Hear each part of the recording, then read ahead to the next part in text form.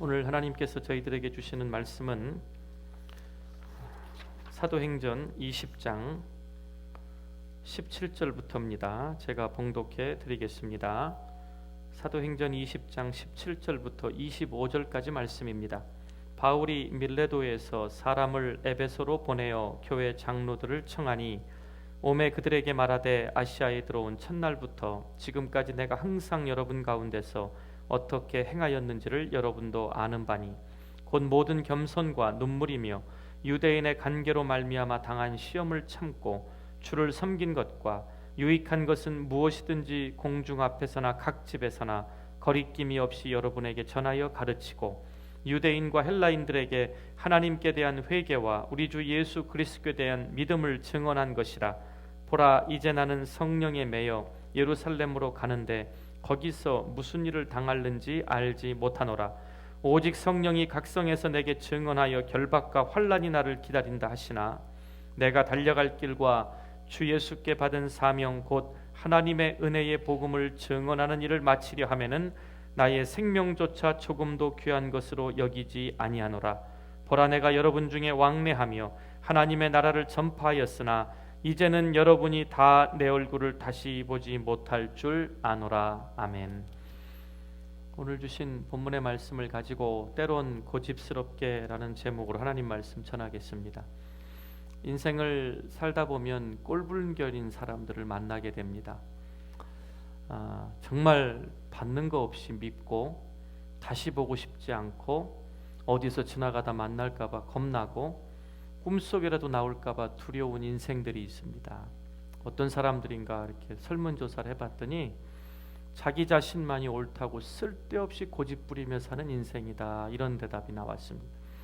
아이들이 철이 없어서 갖고 싶은 것을 달라고 부모에게 땡깡 부리며 고집 부리는 건 좀 이쁘기라도 하고 귀엽기라도 하는데요, 이 아이들이 자라면서 성장하면서 인생을 배워나가면서 이건 내가 고집 부려서 얻을 수 있는 게 있고 그렇지 않다는 것을 배우는 게 가정이고 사회고 또 교회 아닙니다.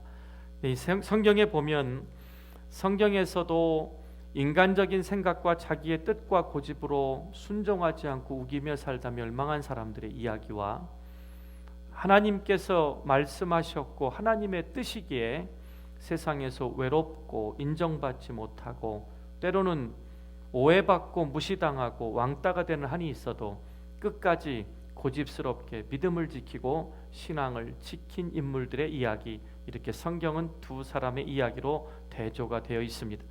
오늘 본문을 통해 사도 바울의 일대기를 통해서 저와 여러분 모두가 세상에서는 조금 뒤처지고 힘든 일이 있어도 반드시 하나님의 인정하시는 길로 여러분 영적인 고집만큼은, 올바른 거룩한 열정만큼은 잃어버리지 않게 되시기를 주의 이름으로 축복합니다.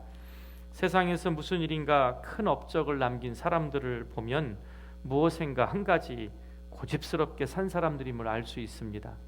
여러분 요새 좀 잘 보실지 모르겠지만 생활의 달인이라는 그런 프로가 있다 그럽니다. 참 유익한 프로라고 그러는데요, 한 분야에서 전문가가 되기 위해 누가 알아주든 알아주지 않든 수십 년간 그 일에만 몰두해서 정말 생활의 달인이라는 프로를 만드는 한 프로를 제가 본 기억이 나는데, 십몇 년 동안 얼마나 신문을 정성스럽게 돌리는지요.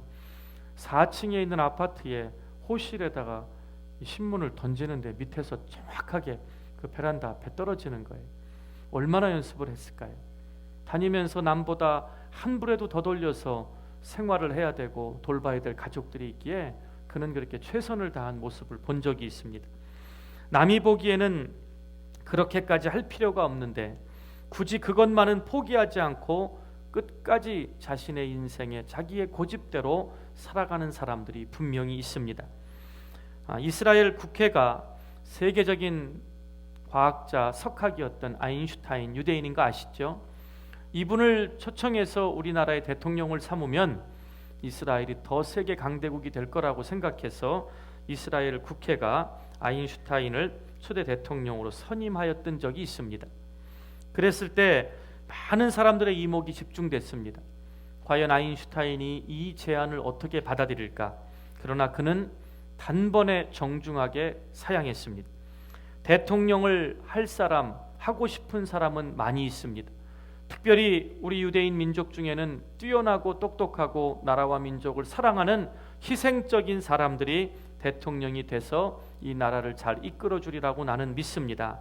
그러나 나는 특별하게 물리학을 전공하고 세상에 필요한 물리학을 통해 많은 후진들을 양성하기를 나는 원하고, 나에게는 그것이 나의 탤런트로 주어진 것을 압니다. 그래서 내가 대통령을 맡을 수 없는 이유는 나의 갈 길은 물리학을 가르치고 물리학으로 세계에 공헌하는 것입니다. 참 우리나라를 보면 못 믿을 대통령병에 걸려서 대통령 되기 전에는 온 국민을 다 돌볼 것 같고 세상 복지는 혼자 다 할 것 같이 이야기하면서 이제는 서민들이 어떻게 죽어나가는지 관심도 없이 그저 자신들의 명예와 권세와 물질만 쫓아 있는 그런 사람들을 보는가 하면, 대통령직을 시켜준다고 국회에서 결정을 해놨는데도 자신의 길은 따로 있다고 이렇게 정중하게 거절하는 사람들도 있습니다. 신앙생활을 해나가면서 때때로 어떤 성도님들을 보면 정말 저렇게까지 할 필요가 있나 싶을 정도로 고집스럽게 자신의 신앙의 노선을 지키는 분들이 있습니다. 어떤 분이 있습니까? 우리 한국에는 대표적으로 주기철 목사님이 계십니다. 신사참배를 강요했을 때 일본의 천황을 신격화해서 섬기는 일이었습니다. 그럴 때 우리 조선 땅의 모든 기독교인들이 저것은 국가에 대한 예의다, 국민 의례다, 이렇게 교회 법을 다 바꿔가지고 온 노회 총회 목회자들 장로님들이 함께 앞서서 신사 앞에 절을 하고 경배하는 일들이 있을 때 주기철 목사님만큼은 순교의 각오로 하나님 외에 다른 신 앞에 절할 수 없다는 그 계명을 지켰습니다. 감옥에다 가둬놓고 며칠을 굶겼습니다. 그리고 당신의 그 의지를 존중하니 이제는 밥을 먹고 당신의 뜻대로 하십시오 하고 손을 묶어놓은 채로 밥상을 갖다 줬습니다. 인간이기에 배가 얼마나 고프셨을까요? 밥을 먹으려면 손이 묶여있기 때문에 입으로 먹어야 되는데 배가 고파서 이불을 대서 밥을 먹으려고 했더니 눈앞에 신사의 모습을 거기다 신당을 차려놓은 것입니다. 그 밥을 다 거부하고 끝까지 굶으셨습니다. 그리고 결국은 그 주기철 목사님을 고문하고 그 주기철 목사님을 감시하던 일본 순사가 노회 목사들을 만나서 당신들이 믿는 하나님과 주목사가 믿는 하나님, 내가 보기엔 다른 분 같습니다. 그 유명한 말을 일본 순사가 했습니다. 결국 그 신앙의 계명과 하나님의 뜻을 지키기 위하여 고집스럽게 순교의 길을 걸어가셨던 분입니다.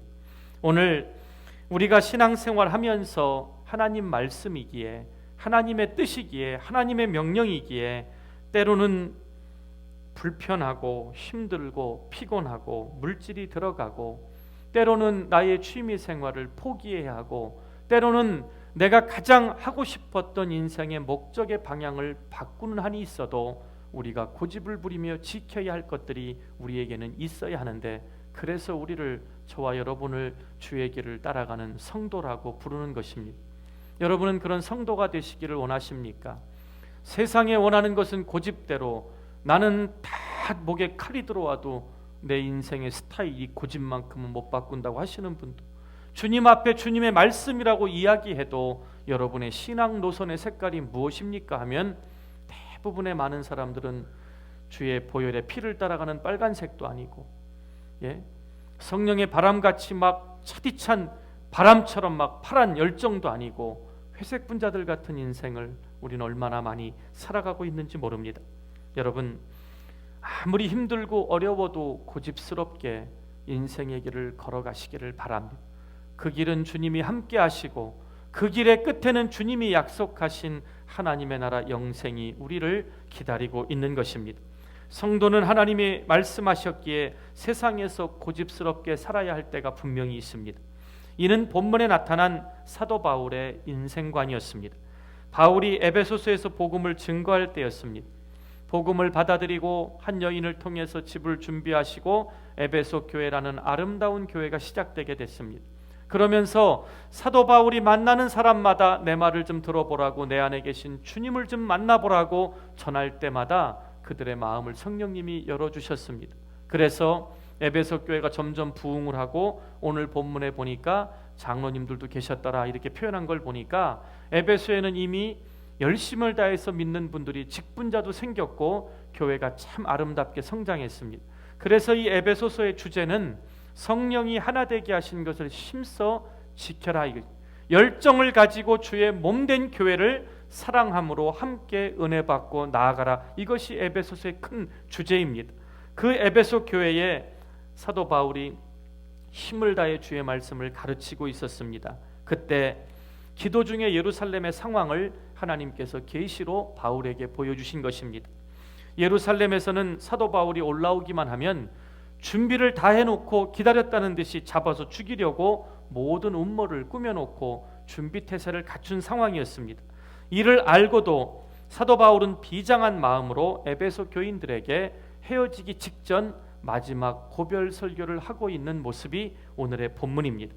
오늘 본문 말씀 중에 24절을 한번 다시 보시기 바랍니다. 23절부터요. 오직 성령이 각성해서 내게 증언하여 결박과 환난이 나를 기다린다 하시나 내가 달려갈 길과 주 예수께 받은 사명 곧 하나님의 은혜의 복음을 증언하는 일을 마치려 하면은 나의 생명조차 조금도 귀한 것으로 여기지 아니하노라. 이것이 사도 바울의 고별 설교였습니다. 정말 얼마나 멋진 인생인지 모릅니다. 바울은 결박과 환난, 자신이 죽을 수도 있다라는 것을 알고 있으면서도 하나님이 나에게 주신 사명을 위해 내 생명이 중요한 것이 아니라 하나님의 부르심이 중요하다고 고백하고 에베소에 남아있는 성도들에게 이 간절한 마음을 전하고 있는 것입니다. 그리고 나서 그 다음 절이 뭐지요? 하나님이 주신 복음을 전하는 사명을 전하는 일에는 내 생명을 조금도 귀한 것으로 여기지 않는다, 이렇게 말씀하시고는 너희가 다시는 내 얼굴을 보지 못할 것이다 라고 마지막 고별 인사를 전할 때 이 설교를 듣고 있던 에베소의 모든 성도들이 울기 시작을 했습니다. 얼마나 슬펐을까요? 사도 바울이라는 영적인 거장, 정말 주님 이후로 사도 바울같이 이렇게 큰 능력을 행했던 사람이 없습니다. 사도 바울이 전하는 말씀의 능력마다 그들의 심령이 변화됐고, 주님의 말씀에 순종할 때마다 세상이 줄 수 없는 하나님의 평강의 기쁨을 가지고 이 초대교회 에베소 교회를 이루어가던 성도들에게 청천벽력 같은 소식이었습니다. 나를 죽이고자 하는 예루살렘으로 내가 주의 말씀을 들고 가니 내가 이제는 다시는 당신들을 만날 수 없을 것이다. 이 말을 듣자마자 그들이 목을 끌어안고 입을 맞추며 울기 시작한 그 모습을 한번 생각해 보시기 바랍니다. 성도에게는 때로는 헤어짐의 아픔이 있지만 사명을 위해서 어쩔 수 없이 헤어지면서도 눈물로 그동안의 감사함과 그동안의 고맙고 은혜 받은 것, 그리고 그를 걱정하는 진정한 사랑의 눈물이 우리 모두에게 있게 되기를 바랍니다. 정말 인생 잘못 살면요, 누가 간대, 어머 그 인간 잘 가네, 이런 인생 사시면 안 돼요. 정말 아쉽고 헤어지기 아쉽지만 가는 곳 그곳에도 하나님의 예비하신 은혜가 있기를 바라고 축복하는 우리 모두가 되기를 바랍니다. 한국의 이단연구소 소장 중에 돌아가신 탕명환 소장님이라고 계십니다. 아주 유명하신 분입니다. 제가 어렸을 때 이분은 정말 훌륭한 목회를 하실 수 있는 분이었는데, 이분이 받은 은사는 성경의 진리를 왜곡한 이단들, 여호와의 증인, 통일교, 이상한 사이비 종교 있죠, 기독교를 빙자한 그런 사람들이 내세운 교리를 성경의 진리와 하나씩 비교해서 정확히 왜 진리가 아닌지, 무엇이 잘못 가르침인지 정신 차리라고 그런 걸 연구하고 평생을 바쳐서 그 연구 결과를 교회와 성도들에게 베풀어 주셨던 분입니다. 그런데 통일교가 이단이라고 이야기할 때마다 통일교 사람들이 내가 기회만 되면 너를 죽이겠다고 협박하고 죽은 고양이, 죽은 개를 막 갖다 탁소장님 연구소 집 앞에 갖다 놓고 얼마나 끈질기게 협박을 했는지 모릅니다. 그분이 돌아가시기 바로 직전에 목사님들이 초청을 해서 이단 특별 세미나를 여는데, 내가 이 일을 하는 것은 주님께 받은 사명이기에 나는 기쁨으로 이 일을 감당하고 있습니다. 그런데 언제 나는 통일교도의 칼에 맞아 죽을지 모릅니다. 이런 말을 하셨습니다. 이 말씀을 하실 때 옆에 있던 목사님 몇 분이 정말 그분의 비장한 각오를 듣고, 이분은 하나님의 교회들을 지키기 위해서 진리를 왜곡하는 자들과 싸우면서도 생명을 거는데 영혼을 살리겠다고 안수받고 목양하는 우리가 이런 비장한 각오를 잃어버린 지 너무나 오래된 것이 아닌가 하면서 한국교회 목회자들과 장로님들에게 큰 경종을 울리셨던 분입니다. 그러나 이 말을 들었던 목사님들이 그래도 핍박으로 끝나겠지, 협박이겠지, 설마 그랬는데 정말 일을 마치고 들어가시는데 길거리에서 칼을 맞고 그 이단 교도에 의해서 비참하게 돌아가셨습니다. 그런데도 그 끔찍한 죽음 앞에서 그 아들 되시는 분이 아버지가 못다 이루신 일을 나는 성경의 진리를 지키기 위해 아버지의 길을 가겠다 하면서 지금도 그 일을 하고 계십니다. 그래서 이분이 이렇게 돌아가시고 나서 그 목사님들이 마지막을 아시고 이런 말씀을 하셨을까? 그러면서 목회자들이 깨달은 게 뭐냐면, 교회 지도자들이 우리가 주의 말씀을 따라 살면서 이 복음을 위해 사는 길은 오늘이 마지막이 될 수 있다는 각오를 버리는 순간 우리는 세상에 낙오될 수밖에 없다는 것입니다. 여러분, 얼마나 비장한 각오로 사셨는지 모릅니다. 여러분은 어떤 자세로 살아가고 계십니까? 오늘날에도 무슬림 나라들에서 예수를 믿다가 우리처럼 한 곳에 모여서 예배를 드리다가 언제 문이 잠기고 타 죽을지 모르고, 예수를 믿는다는 이유로 어려서부터 끌려다니면서 노예로 짓밟히고 살아가고 있는 이 땅의 수많은 우리의 형제 자매들, 중국이나 북한의 지하교회에서 눈물로 말없이 목소리를 내지 못하고 마음속으로 예수님을 부르며 나 같은 죄인 살리신 그 은혜 찬송을 부르는 그 형제 자매들의 모습을 우리는 결코 잊어서는 안 될 것입니다. 여러분은 얼마나 비장한 각오로 이 믿음을 지키시기 위해 하루하루 살아가고 계십니까? 사도 바울은 지금 안 가도 됩니다. 조금 늦춘다고 해서 에베소 교회를 더 탄탄하게 세워놓고 다른 도시를 지나간다 한들 하나님께 책망받을 일이 아닌데도 사도 바울은 그 길을 선택했습니다. 오늘 이 길이 사도 바울에겐 정말 마지막 길이 되었죠.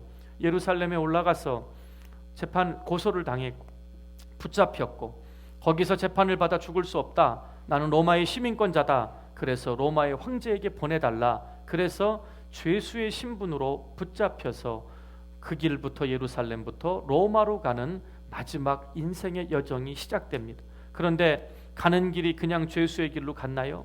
가는 길목마다 만나는 사람들에게 복음을 전했고 살아계신 주님을 전했습니다. 그리고 로마에 갔을 때도 바로 재판을 받고 죽은 것이 아니라 이 사도 바울을 따르는 기독교인들이 너무 많다 보니까 하여튼 시간이 좀 걸렸어요. 그래서 로마 황제가 사도 바울을 특별 감옥에다 가두게 되지요. 그때 여러분 아시겠지만 로마에는 네로 황제 같은 미친 폭군이 있었기 때문에 이 원로원이 늘 견제를 했기 때문에 자기들의 마음에 안 드는 황제는 언제 암살당할지 모르기 때문에 황제들이 측근에 병력을 키워서 그 병사들이 황실을 호위함과 동시에 특별옥을 간수장, 이들이 바로 사도 바울을 지키는 간수들이 됐지요. 그런데 하루에 3교대로 계속 군인들을 보내가지고 사도 바울을 지키는 거예요. 근데 사도 바울은 만나는 사람마다 자신 속에 살아있는 복음을 전하는데 제가 보니까 맥시멈 30분이 안 걸렸던 사람 같아요. 저희가 CCC 사형리나 전도폭발 훈련을 받아보니까 정말 맘 잡고 30분 40분이면 복음에 대한 진리를 다 전하는데 부족함이 없어요. 그래서 사도 바울을 지키러 창칼을 가지고 그의 감옥을 지키던 군인들이 결국은 사도 바울로부터 복음을 받아들이고 그들이 가정에 가서 복음을 전했는데, 나중에 사도 바울의 서신서에 보니까 누구누구에게 문안하라, 그는 나를 위해 애썼다, 나를 위해 아끼지 않았다, 그를 위해 기도하고 기억하라 하면서 로마 황실에 있는 누구누구를 기억하라, 이런 말이 나옵니다. 그래서 몇 명 되지 않았던 로마의 황실이 기독교가 들어가고 거기에 예수님의 부활의 능력이 전해져서 로마가 채 10% 정도밖에 안 될 때 예수님만이 우리가 섬길 예배의 대상이라는 313년 밀라노 칙령이 발표되면서 로마 땅의 모든 이교도가 다 법으로 금지되고 우리가 믿는 것은 오직 살아계신 예수님이라는 기독교가 공인되는 역사가 일어나게 됩니다. 사도 바울을 가둬놨는데도 기독교가 줄어들지 않으니 결국 네로 황제가 로마에 불을 지른 그 책임을 크리스찬들에게 뒤집어 씌우고 그의 지도자인 사도 바울 목을 잘라서 죽이는 그런 순교의 길을 가시게 됩니다.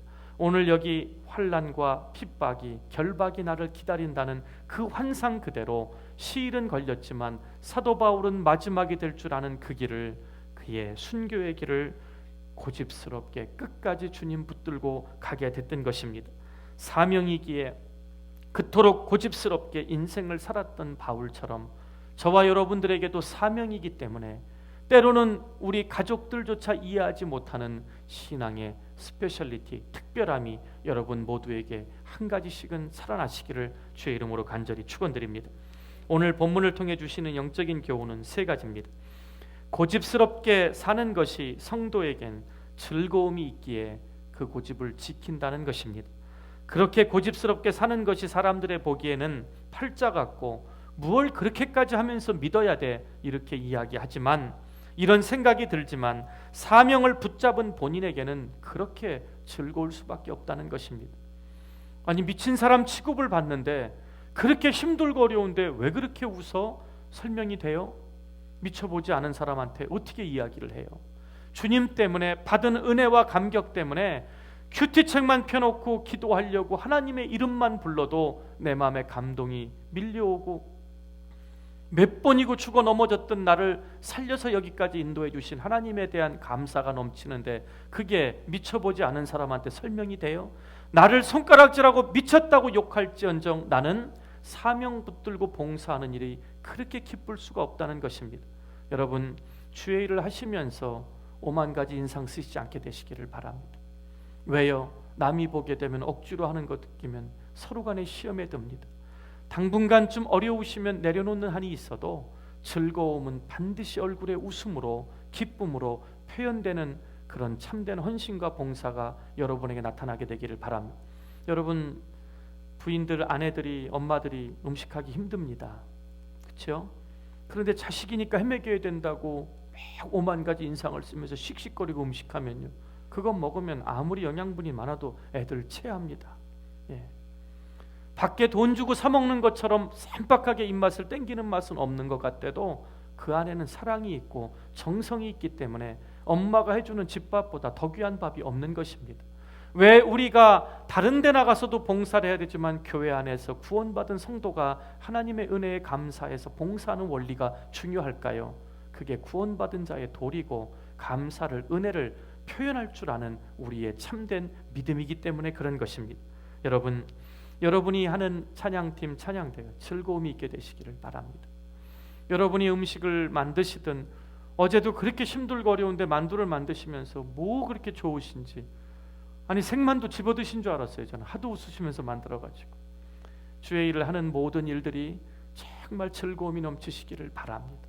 작은 일 하나 세상 사람은 알아주고 교회 사람은 알아주지 않아도 하나님은 보고 계십니다. 그래서 여러분의 그 작은 헌신과 수고가 하늘에서 해같이 빛나는 그 영광, 세상에 무엇과도 바꿀 수 없는 기쁨이 되시기를 주의 이름으로 축원드립니다.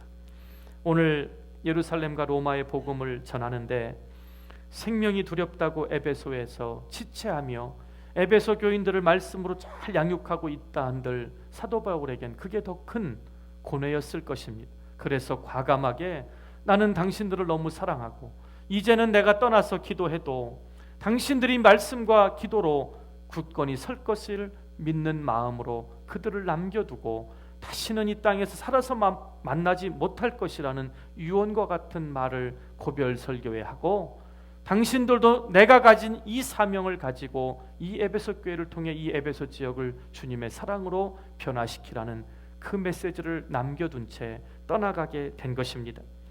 여러분, 우리들 세상에서 가장 필요한 것을 많이 발명한 사람이 발명왕 에디슨인 건 다 동의하시죠? 정말 대단한 사람입니다. 하루 18시간씩 발명에 매달렸다고 말합니다. 왜요? 좋으니까 한 겁니다. 나중에 나이가 정말 많이 들어서 제자들이 선생님 이제는 우리가 많이 배웠고 가르쳐 주시고 지시한 대로 할 테니까 좀 쉬세요. 그러다 병나십니다. 그랬더니 에디슨이 뭐라고 얘기했는 줄 아십니까? 나는 믿음이 있어서 하나님께 기도를 이렇게 했다네. 학생들, 나는 죽기 3일 전까지 일하고 발명하다 죽게 해달라고 그렇게 기도를 했다는 것입니다. 그는 그의 기도대로 죽기 3일 전까지 온전한 정신과 건강으로 끝까지 인류를 위해 필요한 것들을 발명하는 일을 하다가 갔습니다. 제자들이 이 늙은 나이에 왜 그렇게 일을 하십니까? 했더니 한마디가, 나는 이 일 할 때가 제일 즐겁다네. 세상에서 무언가 자기의 꿈을 이루는데도 즐거워 사는 사람 못 당합니다. 여러분들 요새 바쁘시고 힘들 때 가끔 이렇게 보시는 프로들이 있죠. 거기서 보면 뭐라 그래요? 열심히 죽을 힘을 다해 하는 사람을 누가 이긴다 그래요? 즐기면서 기뻐서 하는 사람, 그 위라고 말합니다. 신앙생활도 마찬가지입니다. 초신자 때는 구원의 감격과 이 주홍빛 같은 죄를 용서해 주신 하나님의 사랑에 감사해서 힘을 다해 섬기지만, 영적인 내공이 들어가서 힘을 다해 섬길 때 말씀과 기도 앞에 하나님이 주시는 구원의 감격과 기쁨이 즐거움으로 찾아오는, 하나님 앞에 은혜 받은 것을 즐기며 누리며 사는 성도를 당할 사람은 없는 것입니다. 여러분 모두가 그런 은혜를 누리게 되시기를 바랍니다. 여러분, 얼마 전까지 빌 게이츠 전에 세상에서 제일 부자는 록펠러였습니다. 지금 우리가 가스 떨어질 때마다 가는 주유소, 그게 다 록펠러를 통해서 나오게 된 계열사들입니다. 그러니까 전 세계에 이 석유를 가지고 이 돈을 다 주물렀던 사람, 그의 정말 아끼는 손주가 뉴욕의 맨하탄 뒷골목에다가 구멍가게를 하나 냈습니다. 그로서리를. 이해가 안 되죠. 꼭 기자들은 한국이나 미국이나 그런 건 기가 막히게 찾아냅니다. 가서 막 이제 인터뷰를 합니다. 막 신문 기자들이 달려들어서 세계의 제일 부자가 왜 이렇게 사십니까? 당신들은 정말 할 일도 없습니다. 세계 제일 부자가 나랑 뭔 상관입니까? 나는 내가 좋아하는 일하고 살고 싶습니다. 대답이 그거 하나였습니다. 그렇게 사는 것이 즐겁다고 세상의 눈 아랑곳하지 않고 자신의 고집대로 살았다는 것입니다. 우리는 먼 훗날 천국에 가면 우리 신앙의 선배들 중에 여러분 만나고 싶은 분들 있지요? 누가 있으십니까? 저는 모세, 다윗 다 만나고 싶고, 예? 엘리야, 기도하시는 분은 그렇고, 또 한나와 같이 또 기도해서 자식을 얻으신 분들은 한나를 보고 싶다 그러실 거고, 많은 분들이 있는데 저는 꼭 밧세바의 남편 우리아를 만나보고 싶습니다. 그리고 꼭 한 가지를 질문하고 싶어요. 우리아가 어떤 사람이었죠? 충신 중에 충신이었습니다. 다윗 왕의 명령을 받고 요압 장군이라는 군대 장관을 따라서 나라와 민족을 지키기 위해 적들과 전쟁터에서 싸움을 하고 있었습니다. 근데 다윗 왕은 부하들 다 전쟁터에 내보내고 낮잠 자다가 일어나 보니까 좀 뻐근해서 바람 쐬러 궁전에 올라갔더니 옥상에 한 여인이 목욕을 하고 있는 것이었습니다. 어떤 선배 목사님이 이렇게 설교를 했습니다. 다윗이 범죄했습니다. 낮잠을 자다 올라가 보니 한 아름다운 여인이 발가벗고 목욕하는 것이었습니다. 그 성도님들이 꼭 강대상에서 발가벗고 목욕한다는 말을 하셔야 됩니까? 그랬더니 목사님이 뭐라 그러시냐 아십니까? 옷 입고 목욕하는 사람도 봤습니까? 그 다윗이 그 여인을 보고 다윗의 왕권을 동원해서 누군지 알아보고 불러다가 간음죄를 짓게 됐습니다. 한 번으로 끝나지 않다 보니까 아무래도 악의를 갖게 됩니다. 그랬을 때 하나님 앞에 우리가 알던 다윗 같으면 회개하고 용서를 구해야 되는데 인간적인 꾀가 이제 막 생각이 동원됩니다. 그래서 생각해낸 게 뭐지요? 충직하게 싸우고 있는 부하 장군을 불러들이는 것입니다. 왜요? 특별 휴가의 명목으로. 얼마나 전쟁터에서 노고가 많으냐. 내가 며칠간 특별 휴가를 줄 테니 집에 가서 보고 싶은 아내와 해우를 풀고 며칠간 푹 쉬고 좋은 시간을 갖고 다시 나라를 위해 충성해라. 얼마나 감격스러운 왕입니까? 그런데 우리아가 어떻게 했죠? 내 주 요압 장군은 내 동료들과 함께 나라와 민족을 위해 왕을 위해 전쟁터에 피를 흘리고 싸우고 있는데 나 혼자 편안하게 휴가 받아 집에 가서 사랑하는 아내와 같이 시간을 보낼 수가 없습니다. 괜찮다고 하는데도 아침에 나가보면 왕궁을 지키는 호위병들과 함께 담벼락을 벗삼아 자고 있는 것입니다. 무장도 풀지 않고. 또 한 번 권면합니다. 그래도 우리아는 끝까지 자신은 그렇게 할 수 없다고 왕을 위하여, 나라를 위하여 왕궁에서 무기를 든 채 잠을 잡니다. 그때 다윗이 도저히 자기 말로는 집으로 돌려보낼 수가 없자 어떻게 생각하지요? 죽여야 되겠다. 그래서 그 사람 손에다가 명령서를 보냅니다. 이것을 요압 장군에게 갖다 줘라. 요압 장군이 펼쳐보니까 가장 치열한 싸움터에 보내놓고 너희들만 몰래 후퇴해서 혼자 맞아 죽게 하라는 것입니다. 성경에 이렇게 비열한 인간이 있을까? 정말 놀라지 않을 수 없습니다. 그래서 결국은 죽게 되지요. 근데 다윗이 어느 정도의 사람이었냐면 하나님 앞에 예배드리는 것을 온 국민 백성들에게 최고의 우선순위로 둬서 다윗 시대에는 성가대가 3,000명이 넘었었다는 기록이 있습니다. 그러니까 다윗을 따르는 모든 군인들은 전쟁에 나가기 전에 모든 전쟁은 하나님께 속했다는 것을 알고 예배드리고 기도받고 선지자에게 축복기도 받고 나갔으니 그의 부하들은 다 하나님을 믿는 사람이라고 간주할 때 우리아에게 가서 좀 물어보고 싶어요. 그토록 고집을 부려서라도 집에 가지 않은 이유가 무엇이냐? 저는 신앙생활을 하면서 우리가 영적으로 누가 뭐라고 해도 내가 만난 주님을 향한 그 믿음의 의리, 그런 고집스러움이 우리에게는 한 가지씩 있어야 될 줄 분명히 믿습니다. 어떤 분들은 매일매일 새벽 기도를 빠지지 않고 추우나 더우나 나오십니다. 오늘같이 좀 편찮으신 날은 집에서 하시죠. 목사님, 내가 좋아서 나오는데요. 이 자리에 제가 반드시 나와야 하는데요. 사명 플러스 그 기도하는 시간이 가장 즐겁고 귀한 걸 아는 성도님은 집에서 쉬시라고 해도 아무리 만류해도 나오십니다. 여러분도 여러분 나름대로 신앙의 고집이 있기를 바랍니다. 누가 뭐라고 해도 나는 첫 시간만큼은 하나님 앞에 기도로 드리겠다. 우리 아이들이 지켜보는 우리 엄마 아빠는 아무리 바쁘고 힘들어도 일터에 나가면 하나님 앞에 먼저 기도부터 하고 시작하신다. 우리를 위해서 1년에 적어도 정해놓고 금식하며 기도하는 우리 엄마는 그런 고집이 있는 신앙인이다. 이런 게 하나쯤은 있어야 되지 않겠냐는 것입니다. 여러분에게 여러분의 믿음을 지키기 위한 영적인 고집이 한 가지씩은 있게 되시기를 주의 이름으로 축원드립니다. 둘째로, 그렇게 사는 곳에 생명을 건 목표가 있었기에 고집스럽게 사도 바울은 그 길을 간 것입니다. 바울에게는 생명보다 더 귀한 목표가 있었습니다. 생명을 걸고 달성하여야 할 목표는 예루살렘, 특별히 종교 지도자들이라고 하는 율법자들, 바리새인들, 서기관들, 그렇게 하나님의 율법을 빙자해서 기득권을 가지고 있는 자들에게 내가 만난 부활의 주님이 진짜니 한번 만나봐라, 그런 간절한 소원이 그에게는 있었습니다. 그리고 세계의 중심지였던 로마로 통해 전 세계에 예수님의 복음을 전하고자 하는 간절함이 바울에게는 있었습니다. 사도행전 20장 36, 38절에 보면 에베소 교인들에게 이렇게 말하고 나서 어떤 일이 벌어졌는지 성경이 이렇게 기록하고 있습니다. 이 말을 한 후 무릎을 꿇고 저희 모든 사람과 함께 기도하니 다 크게 울며 바울의 목을 안고 입을 맞추니 다시 그 얼굴을 보지 못하리라 한 말을 인하여 더욱 근심하고 배에까지 그를 전송하니라. 이게 바로 성도들의 믿음의 관계여야 된다는 것입니다. 이 고별 설교를 듣고 나서 성도들이 뭐 했죠? 바울과 함께 그 자리에서 무릎을 꿇고 둘러서서 간절히 기도했습니다. 뭐라고 기도했을까요? 두 가지입니다. 사도 바울이 가는데 사명 이룰 수 있도록 주님 붙들어 달라는 기도와 사도 바울이 없을지라도 우리가 배운 대로 말씀과 기도로 이 교회를 지켜나가는 믿음을 달라고 기도했을 것입니다.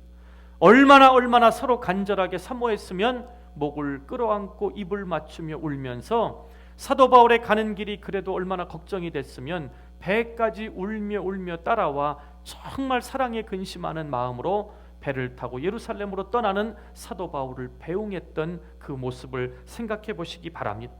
바로 사명과 목표가 있는 곳에 마음이 있고, 우리 마음이 있는 곳에 생각이 있는 곳에 우리의 행동이 뒤따라가게 돼 있는 것입니다.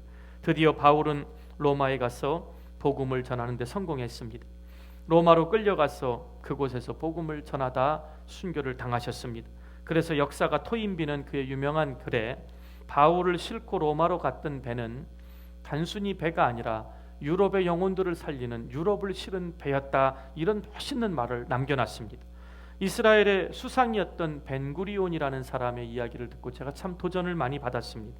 참 멋있는 수상이었, 팔레스타인과의 문제도 잘 풀었고 유대 민족을 더 한층 업그레이드 시키는 굉장히 유능한 수상이었는데, 어느 날 모든 강요들을 불러놓고 신문 기자들을, 외신 기자들을 불러놓고 나는 며칠부로 수상직을 사임하겠습니다.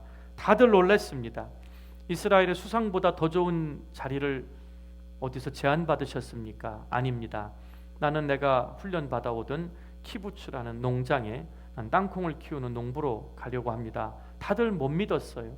왜 그러십니까? 도대체 우리가 힘들게 한 게 있습니까? 그랬을 때 우리는 이렇게 하나님의 큰 은혜로 이렇게 아름다운 나라를 이루고 강대한 나라가 됐습니다. 부유한 나라가 됐습니다. 나라와 민족을 위해 나라를 사랑하고 민족을 사랑하는 희생적인 많은 유대인 내 민족들 중에 수상직을 맡을 사람은 많지만 정말 내가 좋아서 내가 원해서 내가 그토록 하고 싶은 이 땅콩을 일구는 일은 아무나 할 수 있는 일이 아닙니다. 그래서 그 자리를 내려놓고 땅콩 농사를 지으러 키부츠 농장에 돌아갔습니다. 얼마나 이스라엘 사람들이 그를 존경하고 그를 존중했으면 처음엔 난 이스라엘의 국제공항 이름이 왜 벤구리온인지 도대체 찾아봐도 성경 이름도 아니고 뭔지 몰랐어요.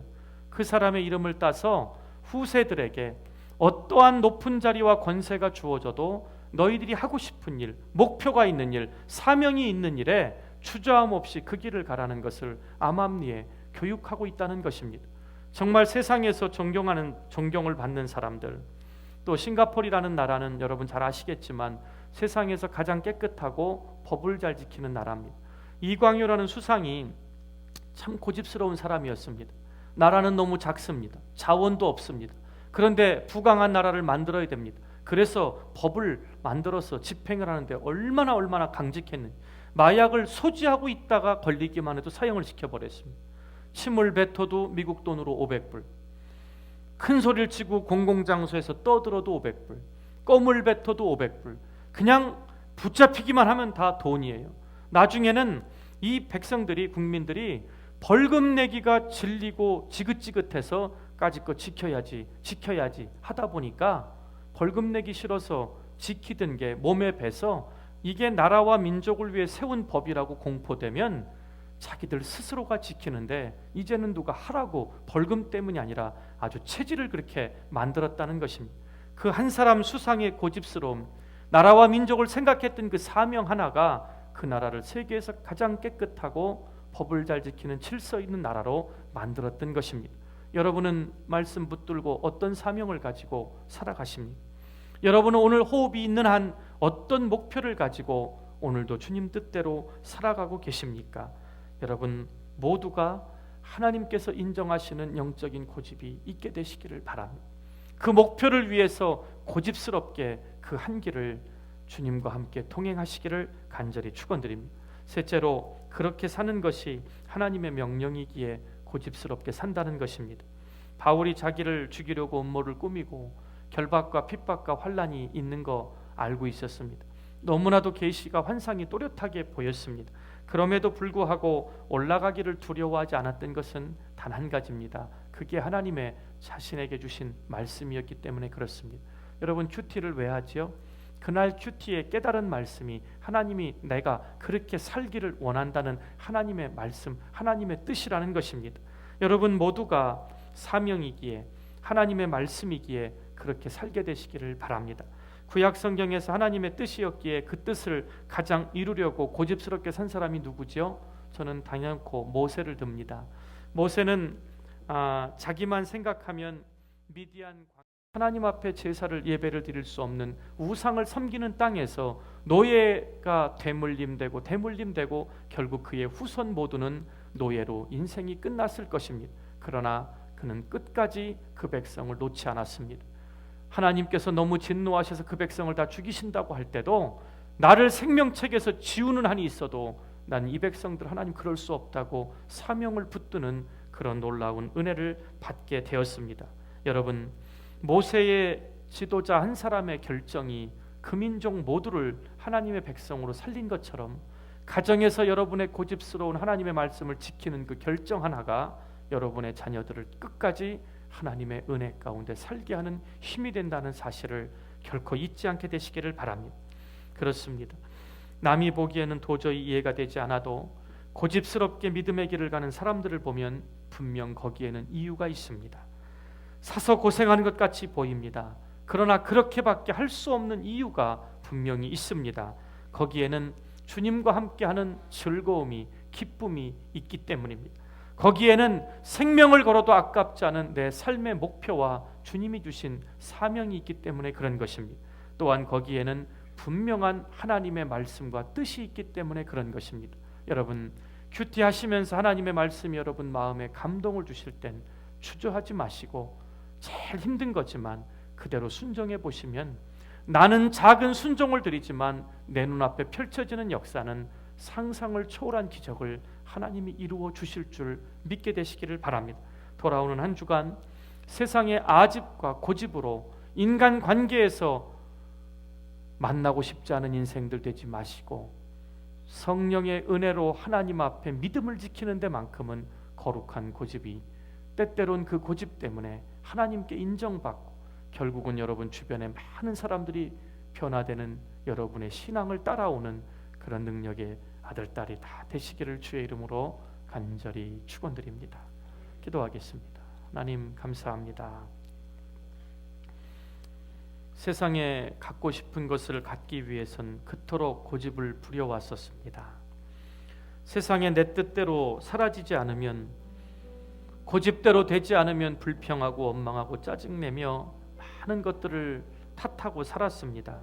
그러나 정작 예수 그리스도의 보혈의 피로 값없는 은혜를 체험하고서는 영적인 생활에는 저게 도대체 예수를 믿는 건지 아닌지 모를 정도로 고집은커녕 아직도 내가 살아서 펄펄 살아서 움직이며 하나님 뜻을 거역하지는 않았는지요.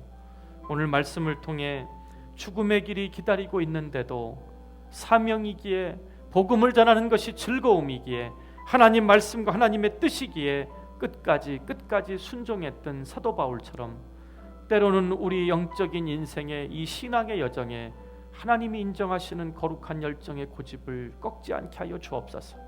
하나님 앞에 서는 날 하나님 앞에 인정받으니 이 땅에서 잠시 우리가 오해받고 힘들지라도 신앙만큼은, 믿음만큼은 절대로 타협하지 않는 그 고집스러운 억척스러움이 우리를 하나님의 영광 가운데 인도하게 하시고, 정말 우리의 그 모습을 통해, 우리의 변화된 모습을 통해 세상을 변화시키는 능력의 아들, 딸이 되게 하여 주옵소서.